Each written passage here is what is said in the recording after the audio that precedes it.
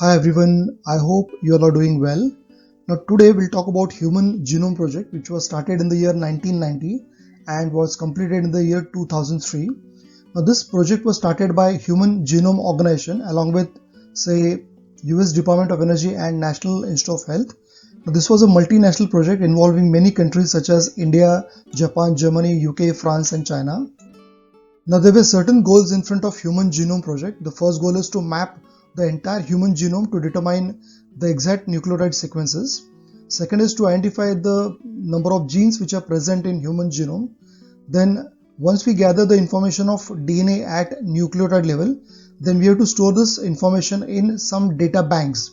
So we have to develop data banks. Now there were several data banks developed like DNA Data Bank of Japan or European Molecular Biology Laboratory, etc. So we have to store the information at some places, that is called what data banks.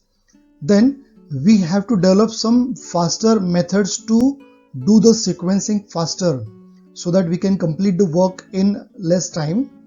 Then once we store the information in the data bank, we have to develop some computational tools for data analysis. That is also very important.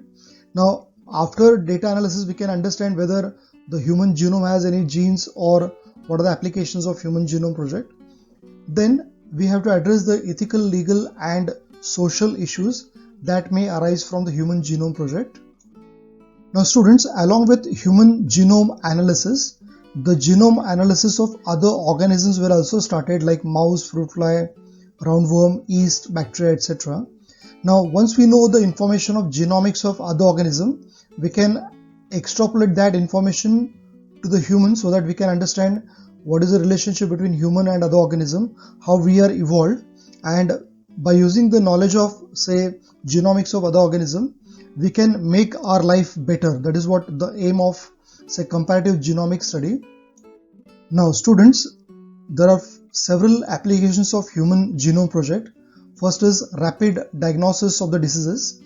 Now we know that a disease is something when we are not feeling well.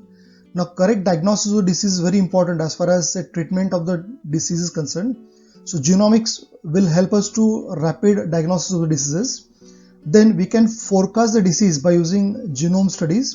Now if you know the genome of say parents, grandparents, then we can study the genetic disorders which may have like sickle cell anemia, thalassemia,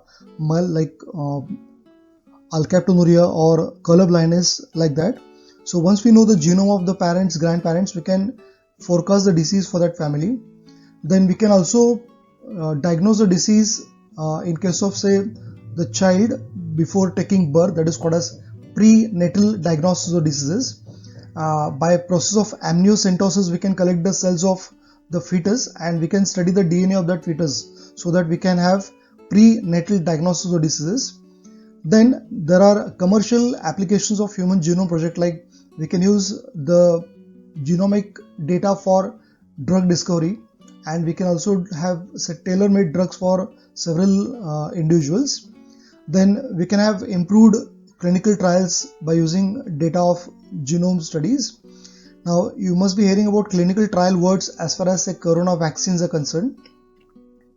Then if we give medicines to the individual doesn't respond in the same way for that medicine. That is what called as pharmacogenomics. So by using genomics, we can study the role of say the genome data in case of say drug responses. And then last thing is to discover new enzymes and chemical processes so that we can make our life better. So students, I hope you are clear with the concept of Human Genome Project and their goals and their applications. Students, I hope you are clear with the concept of Human Genome Project applications and their goals. At the end, I request you all to like my channel, share it and subscribe it. And thank you for watching this video.